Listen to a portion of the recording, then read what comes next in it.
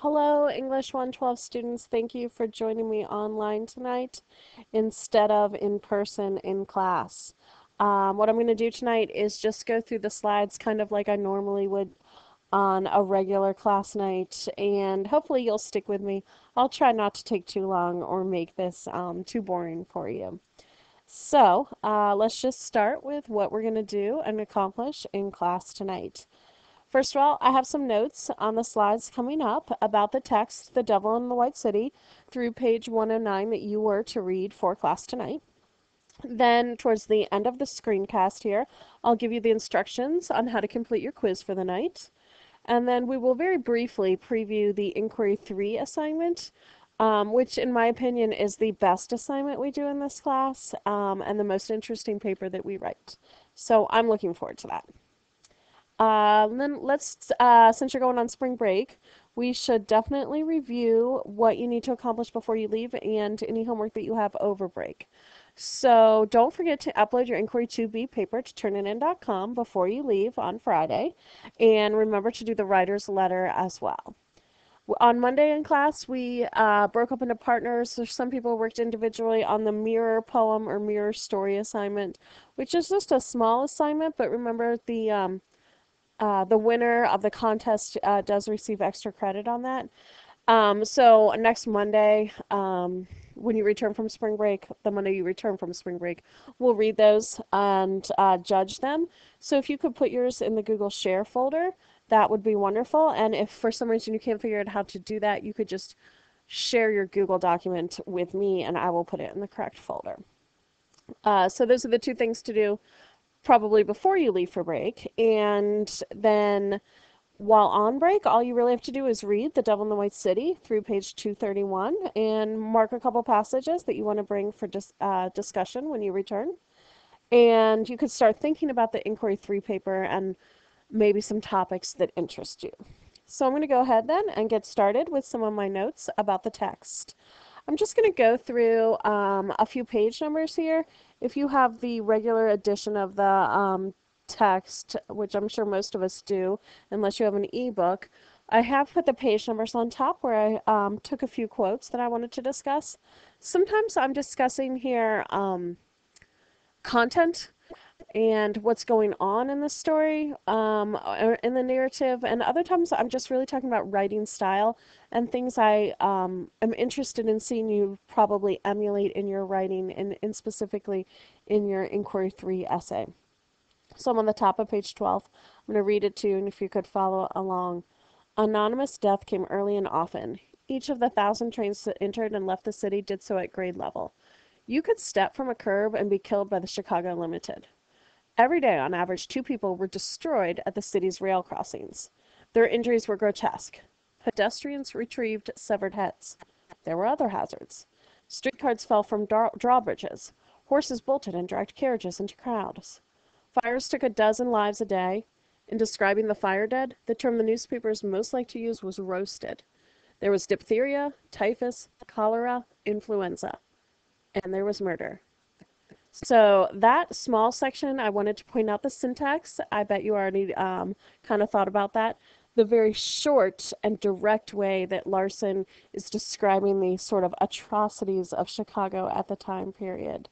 Some of the word choice that I particularly like in that section includes pedestrians retrieved severed heads. Just the simplicity of retrieved there, I think is quite interesting. And the list near the bottom of the passage there was diphtheria, typhus, cholera, influenza, builds upon each other. And it's interesting that it doesn't use and, it doesn't use a conjunction at the end of the list. We call that a syndeton. And then to have and there was murder as its own separate sentence is quite effective. Moving on to also on page 12, my next example. It's pretty short. Um, let's see. It talks about a handsome doctor stepping from the train, and of course we know that that is going to be H.H. Holmes. But I kind of wanted to look at the third paragraph there, if you would. It was so easy to disappear, so easy to deny knowledge, so very easy in the smoke and din to mask that something dark had taken root. Um, I wanted to point out the repetition used in that sentence, the fact that Larson has it separated as its own sentence, its own paragraph, rather. I think it's quite remarkable to use such simplistic writing, especially coming off of our reading of Philip Roth. So, although this writing is intense and it's sometimes laborsome, it's really different than Roth's writing style. And it's nonfiction, of course, but it has much of the hallmarks of the great writing of fiction as well. So, I encourage you to use repetition in your writing. And this is just one example of that. This type of repetition exactly is called anaphora, when you repeat at the beginning of the clauses. So easy, so very easy. Okay. Let's see. My next example is on page 39 at the bottom. Um, this is when it's a passage about H.H. Holmes. But of course, he's called Mudgett in this part. And I like how Erik Larson, I think I talked about this in at least one section the other night, how he alludes to murders unproven. So although we know, and especially you know by the time you finish the text, that H.H. Holmes is a prolific murderer, what you find here is how Larson is able to let you in on some of the unproven murders just with his word choice. So I'm going to talk, this is all about Mudgett as a boy and how he reads Jules Verne and Edgar Allan Poe, is interested in inventing things. Sounds pretty normal, right? But towards the end of the passage here, um,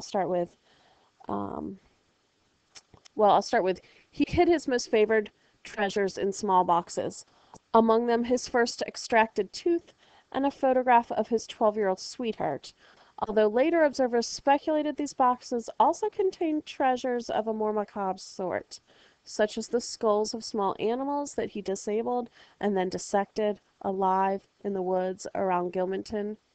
They based this speculation on the hard lessons learned during the 20th century about the behavior of children of similar character. Mudgett's only close friend was an older child named Tom, who was killed in a fall while the boys were playing in an abandoned house. Now you see, Larson doesn't come out and say that Mudgett killed Tom, but the proximity of the sentences makes it clear that that is his intention. He does this throughout the text. So if you could find other examples for our discussion, it would be quite interesting, I think. So moving on, I think, to page 40 next. Yes. I have a lot of examples from page 40. I actually have 3 slides here. So we'll work through um, much of the text on page 40. So it's really a Mudgett scene from childhood here, and just a curious little incident with the photographer. So I thought we would just reread it most of the page here. So this is at the top of page 40 if you're in your book. Mudgett gouged his initials into an old elm tree at his grandfather's farm, where the family marked his growth with notches in a door jamb. The first was less than 3 feet high. One of his favorite pastimes was to hike to a high boulder and shout to generate an echo. He ran errands for an itinerant photographer who stopped for a time in Gilmanton. The man had a pronounced limp and was glad for the help. One morning the photographer gave Mudgett a broken block of wood and asked him to take it to the town wagon maker for a replacement. When Mudgett returned with the new block, he found the photographer sitting beside his door, partly clothed. Without preamble, the photographer removed one of his legs. So we start with a very normal picture of normal childhood, and then kind of something a little strange that occurs with the photographer who has obviously lost a limb. Moving on then. Mudgett was stunned. He had never seen an artificial limb before and watched keenly as the photographer inserted the new block into a portion of the leg. Had he next proceeded to remove his head in the same mysterious way, I should not have been further surprised, Mudgett wrote. Something about Mudgett's expression caught the photographer's eye. Still on one leg, he moved to his camera and prepared to take Mudgett's picture. Just before he opened the shutter, he held up his false leg and waved it at the boy. Several days later, he gave Mudgett the finished photograph. I kept it for many years, Mudgett wrote, and the thin, terror-stricken face of that barefooted, homespun clad boy I can yet see. At the time Mudgett described this encounter in his memoir, he was sitting in a prison cell hoping to engineer a swell of public sympathy. While it is charming to imagine the scene, the fact is the cameras that existed during Mudgett's boyhood made candid moments almost impossible to capture, especially when the subject was a child. If the photographer saw anything in Mudgett's eyes, it was a pale blue emptiness that he knew, to his sorrow, no existing film could ever record. So here Larson has done kind of a twist for us of sorts, where he describes this incident that happened that we might, I guess, find some sort of insight into H.H. Holmes, into his capacity for the macabre and for the strange and for the distorted. But what we also find is H.H. Holmes, also known as Mudgett, his capacity for lying here. And I wanted to point out that here are the blue eyes again. You've probably noticed it's a motif throughout here. One of the things I'm going to ask you to be doing on your quiz is to compare H.H. Holmes and Daniel Burnham. And you'll note, of course, everyone's going to use blue eyes, I think, in their comparisons, because this is one thing that Larson kind of zeroes in on, focuses in on for us as, I guess, a more concrete comparison. All right, I'm moving on to page 54. This example is simply, I wanted to indicate to you, or perhaps propose to you, that in your own writing, you might take a more figurative approach, especially in the paper we have coming up, Inquiry 3. You'll note in Erik Larson's writing, things sound like a novel sometime, and he uses metaphors, for instance, in this passage. And I want you to be able to do that in your writing as well, and not think just because you're writing nonfiction that you can't write expressively. So this is just a small passage about Olmsted, who is the landscaper for the Chicago World's Fair, and I just liked the way it was written. So here we go. Olmsted was no literary stylist. Sentences wandered through the report like morning glory through the pickets of a fence. But his prose revealed the depth and subtlety of his thinking about how landscape could be modified to produce an effect in the mind. So the metaphor itself is so appropriate because it uses morning glories and fences, which is obviously something Olmsted uses as a landscaper. But again, I just picked it out to point to you that the idea of using metaphor in your own writing is something you can consider, and as well as your own voice in Inquiry 3. So I'm moving on all the way to page 87 now. Let's see. Oh, yes. All right. This is some of the perhaps background information that Erik Larson is providing for us on what exactly we might term H.H. Holmes. So I'll read it to you. Holmes was charming and gracious, but something about him made Belknap uneasy. He could not have defined it. Indeed, for the next several decades, alienists and their successors would find themselves hard-pressed to describe with any precision what it was about men like Holmes that could cause them to seem warm and ingratiating, but also telegraph that vague sense that some important element of humanness was missing. At first, alienists described this condition as moral insanity, and those who exhibited the disorder as moral imbeciles. They later adopted the term psychopath, used in the lay press as early as 1885. So it is quite true that H.H. Holmes is a psychopath. An alienist, I think you've caught on by now, is the psychiatrists of the day, and so psychologists as well. So here we have termed quite clearly H.H. Holmes a psychopath, which he is. And there was no word for it during his time period. But there is definitely something missing from him, some element of humanness, as it says here. But he is also at sometimes warm and ingratiating and inviting as a person and as a character. All right. That's all the passages that I'm going to point out to you. I'm just going to make some additional notes about some other pages that I thought you could look at on your own, and I'll just briefly describe why. So on page 103, I liked the description myself of the grim description of the disappearing young men and women in the Union stockyards, and about Chicago wasting nothing. In their it gets kind of graphic, describing their flesh, and how the stockyard could sort of devour humans. Page 105 has an architectural discussion about form versus function.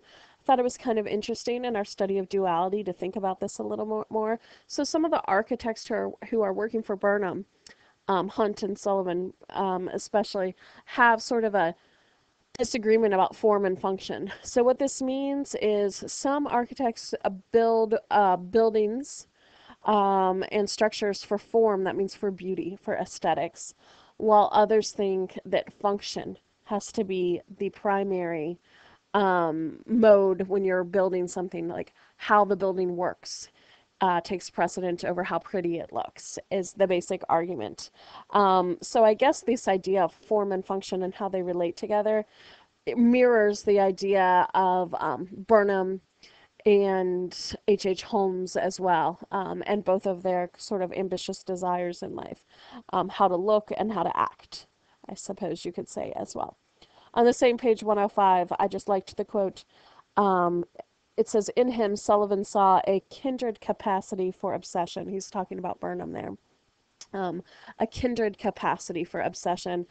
It is a comparison between Sullivan and Burnham at that point, but it could surely work for Burnham and Holmes as well. Absolutely. And I think actually that's probably what Erik Larson intends us to think about. Another note about architecture that I think is interesting is page 106. It's another sort of discussion about the nature of architecture, and Sullivan is it is several architects actually here who are discussing whether or not they like derivative architecture. And so I wanted to just briefly talk about what that means. Derivative architecture means it comes from somewhere else, like columns from Rome, pediments, neoclassical style, all of that sort of ideas. And there are some architects who think that derivative architecture is the primary goal for most people, for architects, and others who despise it in many ways, and think that you can create new and you don't need to pay homage to the past. So an interesting argument. And then page 109, which is the last page you had to read for tonight, I also liked the quote about equally intent anticipation. We're talking about darker forces here, and we're talking about Holmes and Burnham and Chicago, and the anticipation, the equally intent anticipation of the men and of the city in preparation for the World's Fair and for the atrocities to come. So those are my notes. I hope it wasn't too long for you listening to me. We should move on to the next part of the session tonight, and that's the quiz. So in the email that I've sent to you, I have also put this link where you can, the link I'm going to click on momentarily here, online at this website. Your instructions for the quiz are to make a Venn diagram on the website, to title one side of it Burnham and the other side Holmes. You are permitted to use your book during the taking of the quiz, that's fine. And since I knew you would like a number of how many things to put on your Venn diagram, a total of 15 points, whatever part they appear on the Venn diagram will be fine. And then finally, you need to make sure that you email me the link to your Venn diagram. So let's just click on the website, because I'll just show you how easy it is to create the Venn diagram. I'm sure you could figure it out yourself, but I will show you how easy it is to create it, and then also how to find the link to send me. So it's a simple little tool with a lot of ads. So you'll choose this one, the two-circle Venn diagram, and create that. You don't have to make an account or sign in, but please type your name up here. Um, up up here, you could do quiz 1. Let's see. Factor 1, let's put Burnham. Factor 2, Holmes. Obviously in a Venn diagram, the characteristics they have in common go in the middle and the overlapping, and characteristics that are on their own are out here. Oh, I see, I spelled Burnham wrong. Let's see. Here we go. All right, so I'll just put something in the middle that I'm sure everyone is going to use, and that's blue eyes. Right? You'll notice you can you hit enter and you get a new line. So you can only enter several, well, you can enter probably about 10 on each side. Over here under Holmes, I'll write something different. Under Burnham, something else. I can go back to Burnham, to Holmes, to the middle, however I want to, until I have finished the diagram. Then you'll need to know how to save it, and that's right down here. And actually, instead of clicking the save button, don't do the save as a web page. Instead, this little cog right here is what you need, the one that says, when I mouse over it says embed into blog web page. So I'm going to click on that right there once you've finished. And there'll be a pop-up window. And here's the link right here, the URL. I will highlight that and copy it. That is the URL that you just need to send me that will give me a link to your finished Venn diagram. So it's pretty easy stuff for the quiz. Just make sure that you do it. And I'm going to go back to the presentation then. All right. Also, I guess I did write on the quiz instructions that it would be great if you would use a few page numbers in your Venn diagram. It doesn't have to be many, or a quote here or there from the text as well. Maybe 2 or 3 total would be great. So we're up to the final slide tonight. So this is a pretty quick class, right? I wanted to talk briefly about the Inquiry 3 essay, so I'm going to click on that and open up the essay. I'll make it a little bit bigger for the screen. This is called a historical narrative. It's called a historical narrative because I want you to use narrative elements in your writing, just like Erik Larson does. I'm not going to read all of the instructions to you. You can go back and do that on your own. But basically, we take Devil in the White City, the text, and the idea of how Erik Larson takes these two juxtaposing tales and makes it into one story with a common thread throughout it, right? So your prompt is, you're going to, after reflecting on effective historical writing, compose your own historical narrative that juxtaposes 2 contemporaneous historical events. So that means 2 historical events that took place around the same time, and you're going to write a narrative that shows a relationship between them of contrast, of comparison, of both, right? The best thing to do is actually talk about the previous papers, this whole list of topics from previous papers. I will talk about this in class more as well. But basically, let me pick out a couple of them. I'll talk about the first one, Terri Schiavo and the invention of YouTube. So this was a paper a student wrote when I first came up with this assignment. I'm not sure if you remember who Terri Schiavo is, but she was a woman who lived in Florida and she was on life support. She was basically a vegetable. And she was on life support for a number of years. And her husband wanted to let her die. He wanted to take her off life support. Her parents did not. And it became this very public case. Congress got involved. Members of Congress had their own ideas about what should happen to Terri Schiavo, etc. It became a national case, and it really should have been private, to be honest, right? It really should have been private. And so the Terri Schiavo happened the same year as the invention of YouTube. And when you think about these 2 events, you think they are completely different. On the surface, like quite disparate events. But the connection that this student came up with is loss of privacy in the modern age, because YouTube does that as well. I mean, think of all those videos. Think of that video of that kid coming back from the dentist that his parents post, right?